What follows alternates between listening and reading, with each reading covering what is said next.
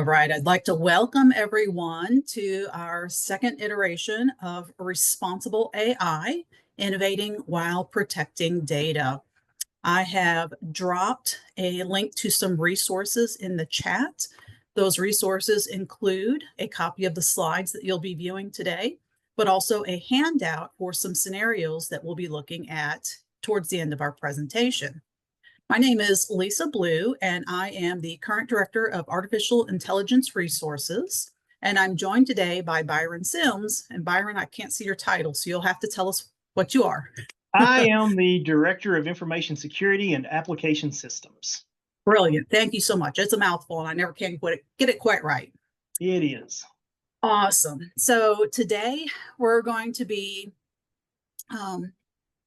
starting from wherever you're at. And so don't feel like can you go back to our housekeeping? Didn't know that I clicked it. I'm sorry. That's okay.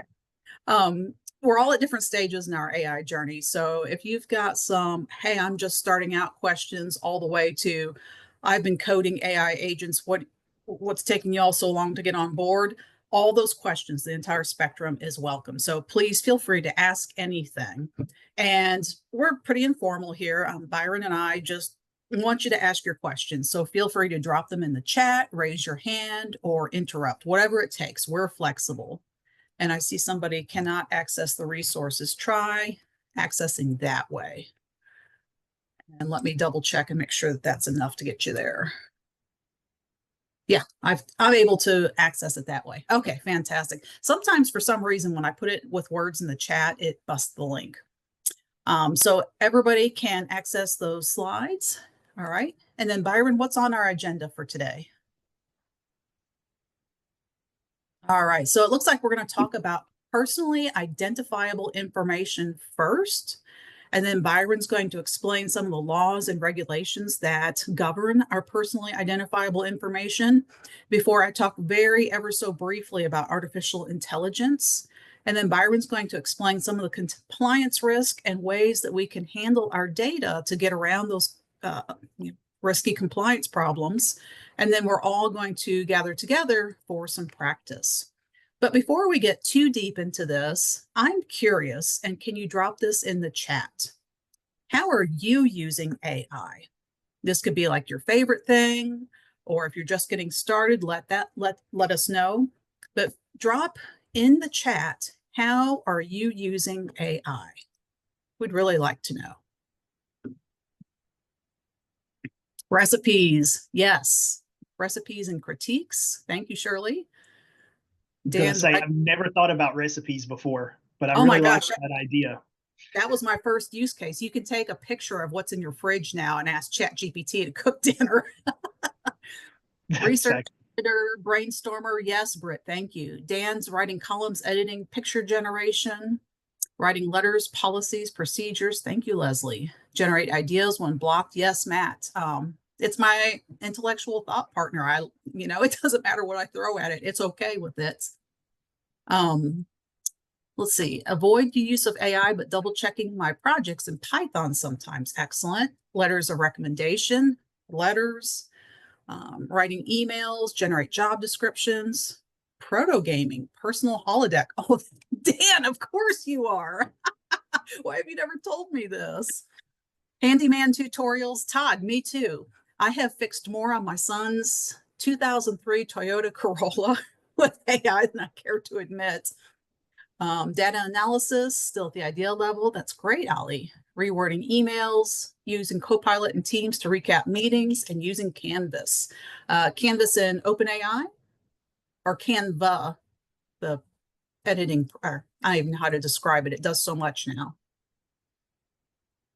All right. Regardless, these are all fantastic uses of AI. And I'm so glad to see that you all are experimenting and sharing ideas, because now all of us have to go home and try the recipe thing. Oh, how to do something within Canvas. Oh, that's fantastic. Thank you, Karen, for clarifying. So before we get too deep in the weeds, though, Byron, can you tell us about personally identifiable information? Sure. So PII, it's personally identifiable information. It is data that needs to be kept private. It can lead to data breaches that can harm students, employees, university. That leads to potentially bad press if it gets out, lawsuits, legal consequences. And we all have a duty to and responsibility to safeguard our sensitive data of us, our employees, students, goes out to vendors and everybody else that we touch also, anybody that we're getting stuff from. Things that count as PII. This is the link to the actual statutes at the bottom of the slide here. But generally, it's a first name, first initial, and along with a last name, credit card numbers, along with a PIN or access code, social security numbers, taxpayer IDs, and a name with any kind of account number, driver's license. They're listed here: state ID, passport number, biometric or genetic data, and health information. All of that is things that, if it gets out, it can cause potential harm to a person. The university has all kinds of PII. So, your class rosters may contain parts and pieces that are PII, advising notes, various reports that you download. The list really goes on and on. It can be found in emails. So, it's just one of those things where just about everywhere you look at this point, unfortunately, I'm going to say unfortunately, it has some form of PII, or it could potentially be used to, once again, do harm to a person or the university in some form or fashion. Along with the state statute, there are other laws, federal laws and business group regulations as well. So the big ones here at the university, we've got FERPA, HIPAA, GLBA, and PCI. FERPA, of course, is the Family Educational Rights and Privacy Act. It is purely governing the protection of student data. You've got HIPAA, which is the Health Information Portability and Accounting Act, or Accountability Act. It is a federal law that protects patient medical information and the privacy of that. GLBA, that one is the Graham-Leach-Billy Act.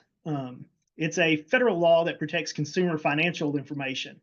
That comes into play at the at EKU due to financial aid.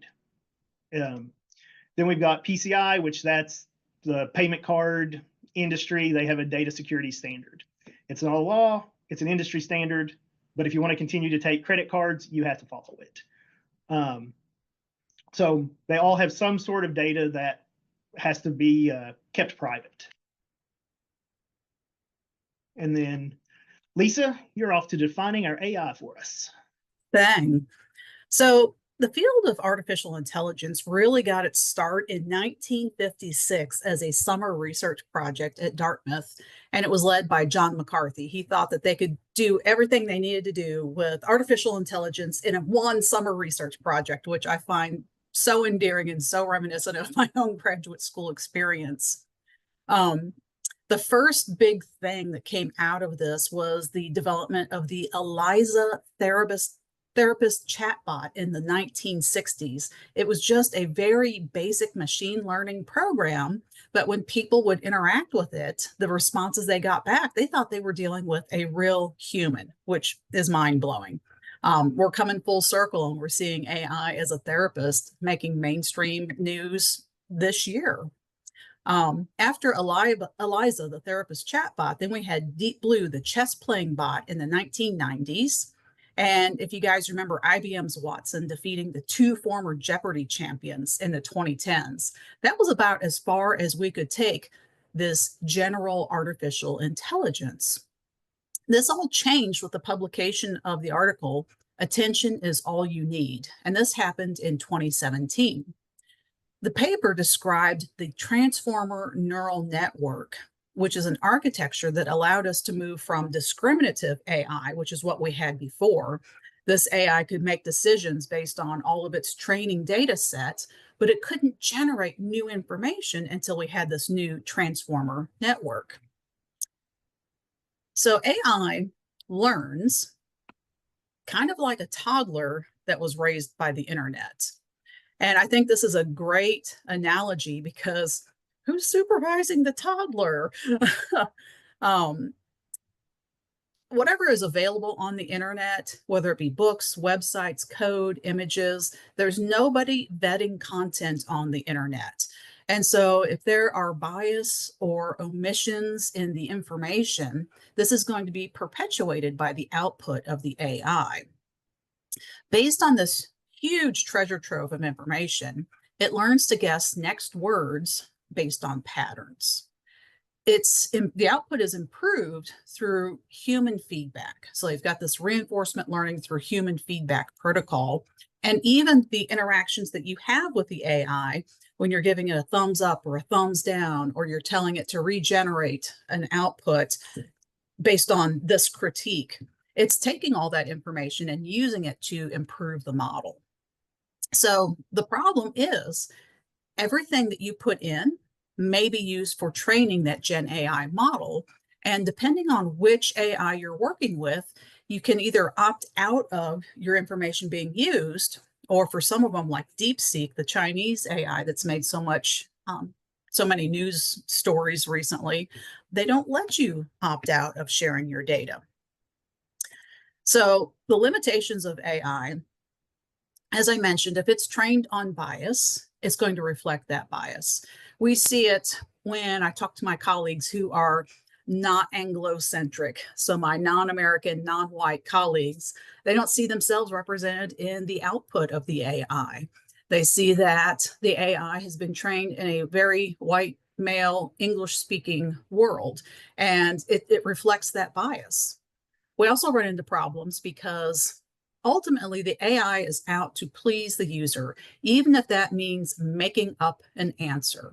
These competently wrong answers are called hallucinations, and it will flatter your wants. And so we see the sycophantic nature in the AI, in that, especially if you're not really careful in your prompting, it's going to do whatever it can to take that leading prompt and give you what you want. Let's see, Anne asked, other than providing information, how else are humans involved in the production of AI output? Is AI output completely based on computer learning? It's based on computer learning, and then we have these people that are doing the reinforcement learning through human feedback. Ideally, that happens before the data set is incorporated into the model and released to the general public.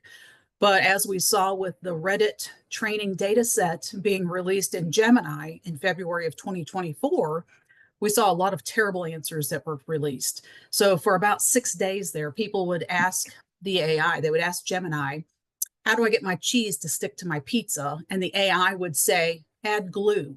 And that was all because it was filtering through that Reddit training data set that Google purchased for around $60 million, but didn't bother to vet before they turned it loose on the world. The other option for humans to intervene was demonstrated when we had about a month there where we were looking for the release of a new OpenAI product. And everybody started griping about, my AI doesn't know how many R's there are in strawberry. And so the public outcry caused OpenAI to go back and correct the model, because where the AIs tokenize words, they don't actually know how to spell words. And so unless you told the AI to spell out strawberry letter by letter and then go back and count the instances of each letter, it couldn't do it. So that's another option for humans to intervene. The last option for humans to intervene is what's called red teaming. And red teams are deployed through multiple AI companies to really test the models and push them past their limits to make sure people can't jailbreak them and get inappropriate information. So I hope that answered your question, Anne. Maybe I answered it too thoroughly. But yeah, there's lots of ways. I'll take more information as you get it. I think it's fascinating. Thank you. Oh, it's absolutely fascinating. And I love knowing that we have so many opportunities to intervene. Also, as you go through and people if you like if you're in ChatGPT and you say, yes, this was helpful, all of that is helping it redefine the type of answers it's giving.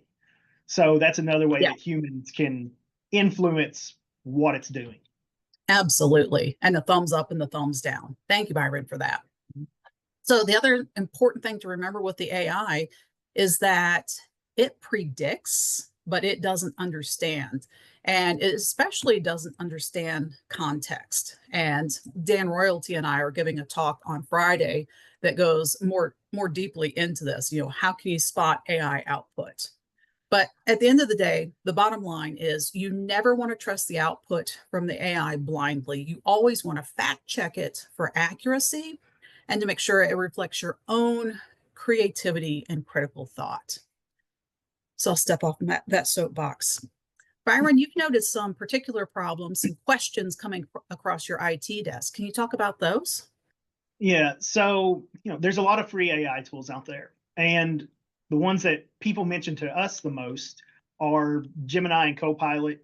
As you're working through some of the tools we've deployed, you got Teams. There's also the ChatGPT comparison of Copilot that's out there. They're free and they're built into the core platforms that we offer. But everything that we talk about here today still applies to those. So you still don't put PI into it. Don't put confidential data or student or employee information out there. Nothing proprietary. They don't necessarily come with extra protections just because they're attached to them. In some instances, there are a few, but it's one of those deals where they'll say they're not using it, but you're one semicolon away from everything that you've put into it becoming part of their trained stuff, and they say, we're sorry, we didn't mean to do this. So it's best to just not put it there to begin with, and then you never have to worry about it. So risks of are not being scraped for data. So, all right, so Helly Fleming here asks, given this is a security risk, how are we completely confident that our emails and attachments in Outlook are not being scraped for data? Honestly, we just kind of have to assume, or we take them at their word as far as that part's concerned. Really, I would say don't send PII via email. It's hard, I understand, but PII is often best left in the host system that has it, or it houses it to begin with. And you can send a link to an Argos report or a link to another report and keep that information actually out of the emails altogether. But good question there. Risks of the AI learning PII. A data breach can occur if EKU sensitive information or PII gets added to AI training data. The AI tools, they may use that data for other users' responses, leading to unintentional disclosures. So if you upload a file to there and it's got, I don't know, Bob's social security number and email address, other people, malicious actors, they may be able to say, hey, at EKU, have you determined anybody's social security numbers? I'm just throwing things out there now. So encrypted email helps. Sorry, Dr. Callahan.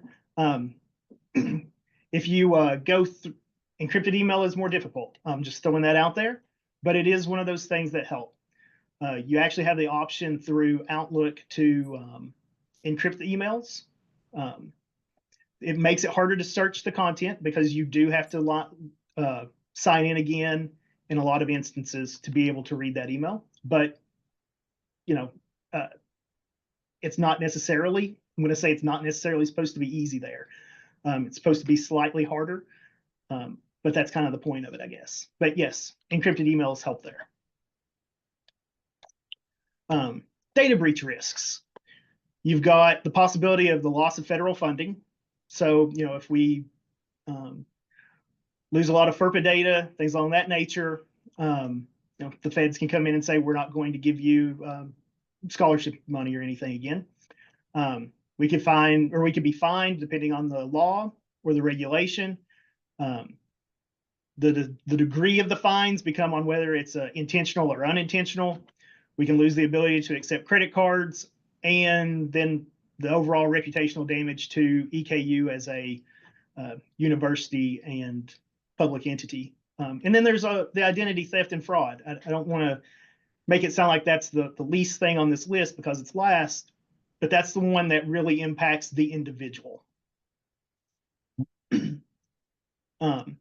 Ways that we can handle data. No.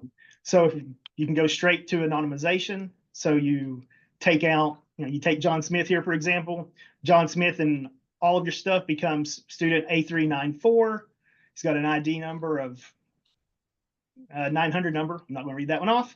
And then, you come over to make that a new ID. So you replace everything with either shuffled data or fake data and just anonymize all of the private parts. If you actually have to have those all together, you can also take them out completely. You also got randomization. So you can go through your list of information, just turn students or employees into different people while still trying to keep the integrity of the data that you're trying to look at. Let's see. And my favorite is synthetic data. So, you just go into your favorite Gen AI and say something along the lines of, I need 100 student profiles with random names, majors. I need them to have GPAs between 2.0, 4.0, the graduation year. If you want them to throw in some, I don't know why you might want to, maybe you want them to have an email address. So you're saying, I need an email address also in the format of bob_smith@mymail.eku.edu. And then that way it just kind of looks like what your grade sheet might look like, for example. Let's see. And that's for training, testing, demo purposes if real data isn't necessary. But you can also take those student profiles that it created and then put your actual stuff over here too. So let's say I've got all my student information and my grades in an Excel sheet. Hey, Gen AI, create me 60 people. I want all of this, and then copy and paste the grades in from your other ones. And then that's what you can use to actually run your information to. You just want to make sure that you tie the generated name that it's gotten back to your actual work, back to a student, to a person. And then with that one, we go into time to practice. All right, fantastic. So I have all of the breakout rooms set up, and each of the breakout rooms have been assigned a name. So you're either in a John, a Maggie, a Jane, a Mark, or an Ellis group. And once we went through all 5 of those scenarios, then I went back and named it Jane, Mark, Ellis, and those will be the B group people. So if you can go to your scenarios, I've dropped those into our chat. So those are in edushare.ing / I can talk today, I swear, responsible AI. I will send everybody to the breakout rooms and we'll spend about 10 minutes there.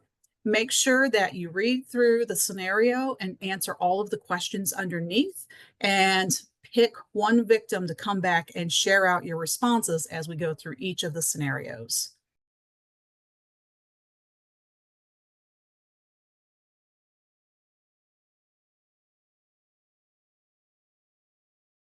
It looks like everybody has come back. Byron, do you want to go ahead and go to our first scenario?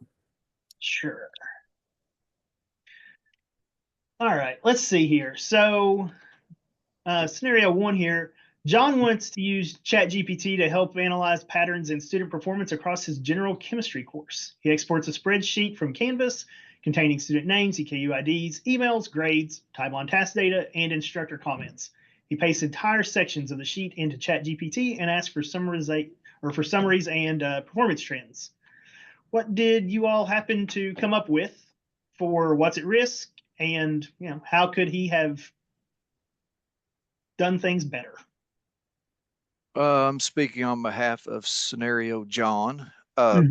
What's at risk? You basically pasted a lot of personal information into ChatGPT. And even though we don't know exactly what is going on with that data, you can't get it back once you paste it in there and hit enter. Something that they can do differently, or how could they get the same insights, is to remove that data or put fake data in there. So instead of using actual student names and IDs and grades, put different information in there before you paste it in. If you want it to give you summaries and performance trends. Something else that was recommended was to do like a Python script to remove some of that information. And then there was another suggestion that you could just basically put in, maybe, how can I get this information from instead of actually putting the spreadsheet into ChatGPT and all the information, ask ChatGPT, how can I get this information like performance trends and summaries from an Excel spreadsheet? So a little bit more manual steps, but you wouldn't be putting data in there that you shouldn't be. So Chad, sorry, go ahead, Lisa. Chad, your last answer was my favorite one. I always say that AI created this problem. Let's make AI help us solve the problem. Right. Go ahead, Byron. No, I was gonna echo that. You know, we have tools that are capable of doing a lot of this stuff. So sometimes we just need to know the how to do it and not necessarily have it do it for us, because for some of this, Excel is going to be just as fast as what a Gen AI is going to be.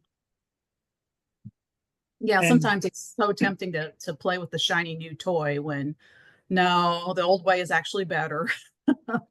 Yeah, and you know, and a lot of times you do have to go on down the path of, this doesn't look quite right. Can you try this again? And you know, you get the prompt of, oh, you're right, I messed up on that. Here, look at this data instead. So right. So yeah, definitely to make sure that you're not pasting student names, IDs, and academic performance in there, which is all FERPA protected information. Anonymizing the data, like replacing it with student _001 tags, that would be helpful, or creating synthetic data using the AI to do it.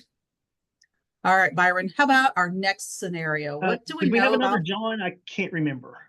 we did have another John. Does the other group want to add something?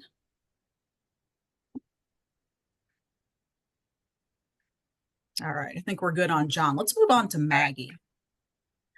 So Maggie here, she is a department chair and uploads full faculty CVs, student evaluation reports, peer review letters, and copies of Title IX complaints into Claude AI to help draft annual performance evaluations. So in this scenario, what types of sensitive data are involved, and which policies or laws might be at stake, and how could Maggie use AI more responsibly? Who's our Maggie talker? I'm not sure we decided. Ali, did you want to go? Sure. I think we said that in all of these documents, there is sensitive information in the CVs, student evaluations, that could connect us with institution and person's name, faculty name, and sensitive information about that faculty. So we we mentioned Title IX laws and possibly some FERPA laws, and maybe some others that we are not sure. I think there was one more mentioned there that could be at risk, at stake. And sometimes institutions also need to protect, employees' information. So there might be some others that I don't know. So for such large data, it might be, I don't know if, so it's definitely not recommended to use large data, because you cannot anonymize it. It would be, you need to anonymize it, but it just takes a lot of course, time and effort, but we can put that into the AI systems. And also, just doing an automatic anonymization is not something that everyone can do. So I don't know. So people who are working with large data might need to consider not necessarily this one, but others, maybe to work with someone who can help with a simple script to anonymize. I always do manually because my data is small, for example. So yeah, there might be some other additions too from the breakout room members, but yeah. Awesome. Thank you, Ali. Does any of the other Maggie participants want to speak out about what they found and ways to make a safer workflow? Well, one of the things I suggested, if this was specific to a particular performance evaluation, so you're just doing one employee at a time, then maybe ask AI for a template based on all the kinds of information you were going to enter, and then just populate it that way, versus trying to anonymize it or redact it on the other end. So it would be a helpful tool to get your format, but anyway, that was one of the suggestions that I had. That's a great suggestion. Anyone else from the Maggie groups? I don't know, Dan took notes for us, but we were concerned about Title IX because Absolutely. that, that definitely shouldn't be there. And also about faculty CVs, that it has your address, phone numbers on it, could be a problem. And Agreed. and Dan, jump in. And I mean, even one thing I didn't realize, I mean, beyond just FERPA violations, I mean, Title IX can sometimes even go into like HIPAA type violations. So, I mean, that's some really private information that need not be leaked. Very good. Very good. Yeah. So there's potentially a breach of our institutional privacy policies, definitely Title IX confidentiality and personnel file protections. A safer workflow would maybe to write some of this offline and just use the AI to polish the final product. Or she could also write summaries or bullet points or use anonymized performance. So like faculty member mentored 3 graduate students to publication. And so there's lots of ways to use the AI ethically and responsibly without potentially violating all of these different regulatory agencies. And points out, it would be nice to elect out of our data being used in personnel software, such as Microsoft Copilot. To me, anything I write is PII, until I choose to share it with the public. Agreed. All And right. some of that comes into the privacy parts too. I'm kind of along the same lines with you personally. I don't like my stuff to be out there. All of my social media is private unless I chosen to let you see it. Well, and especially in today's climate. And with that, we can move on to Jane. Yep. Let's see. Okay, So, this one. Oh, another comment? Sorry. No, I have this, the third one my group does. I'm getting ready. I had to leave, so I'm sorry. I'm like jumping on here really fast because I took notes for our group. I don't want to usurp the authority of my group members to jump in there, though, so please join in. And I PPI, I was thinking personal and private information. I guess I had the wrong initials there. Sorry. That's okay.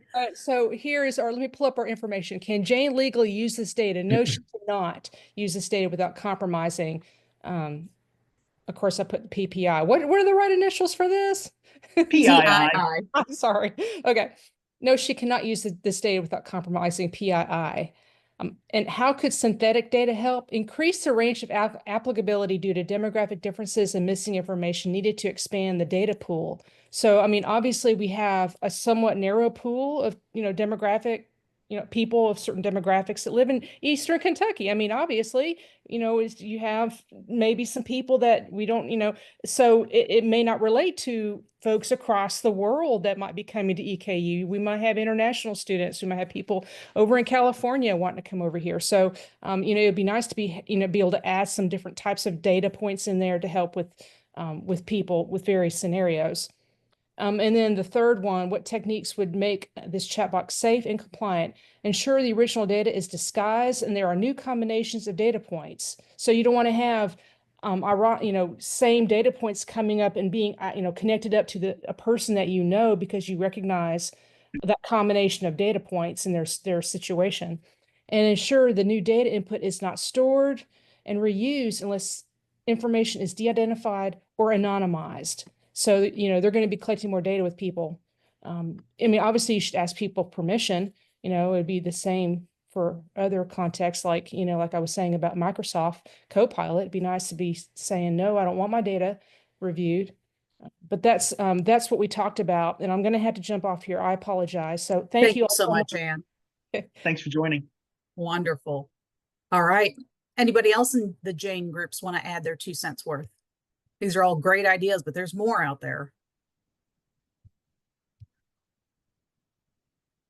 or we might maybe bumping into that 2 p.m. class time as well. All right, so we're being cognizant of that. Can you offer any other suggestions, Byron, for keeping Jane's data secure? They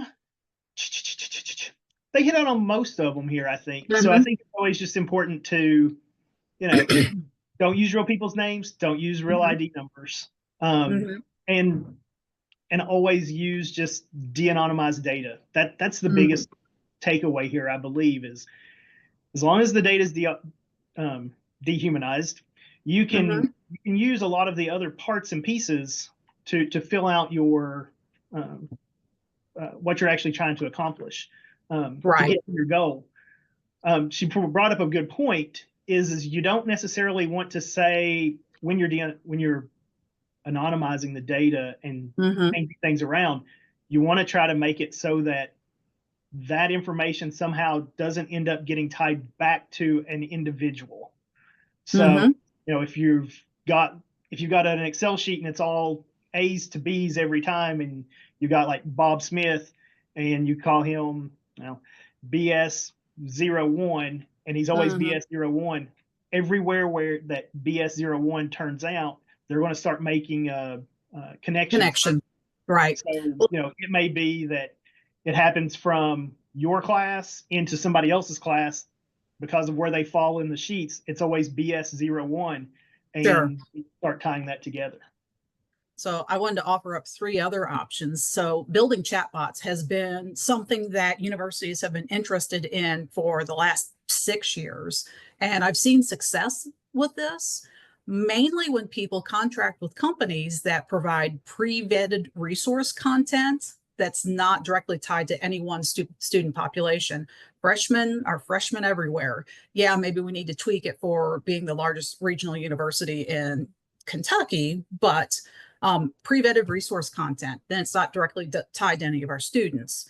We could also strip or rephrase all human origin data into just general cases. And of course, you could go back and add that disclaimer that this tool provides general guidance and does not replace one-on-one advising. You always got to make sure you're covering all the bases there. All right, I think Jane is good to go. How about Mark?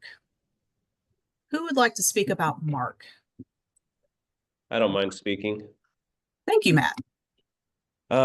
We read through the scenario and kind of found a lot of the same similar legal issues, and that's going to be the fact that there's student ID numbers, names associated with GPA, race, and gender.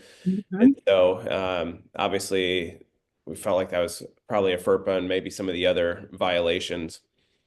Ethically, though, we kind of took a couple of different routes thanks to the group. They added in some good insight, and we were worried that based on some of the political climate and the way that diversity is being affected, is that maybe some of the training modules or materials that these general learning modules are learning from would not be as diverse as we would think. And so when you're asking it a diversity type of question, that they may not be very good at it because how they're learning from it is going to be completely different. So understanding what diversity is probably going to need to be clarified as you're entering the information. So for safer workflow, obviously de-identifying it in one way or another. And that could be just looking at the question, and it doesn't, student name ID doesn't even need to be on there in order to answer the question that they're getting at. And then looking at other variables and just removing the ones that may not have as much of an impact. So if I'm going to use diversity and define it by where they came from, like high school, maybe making that county instead of high school just to broaden it out and make it less pinpoint identifiable. So I'm going to stop you right there. You got to be careful about that, though, because in a lot of places, there's only like one high school in the county. So that's fair. Just pointing that part out there. That's fair. But hopefully by the time you've removed name and ID number and everything else, the data becomes a little less identifiable. And then making sure that the question you're asking is clarified on what you're really looking for. So you can be a little bit more specific, I think, with that, and that would help. Those are all great suggestions. Byron, anything you'd like to add? To your point, like Lisa said in the beginning, most of the AI has been trained as a white male. So you definitely get a lot of biases in whenever you start looking at other race and ethnicities in there.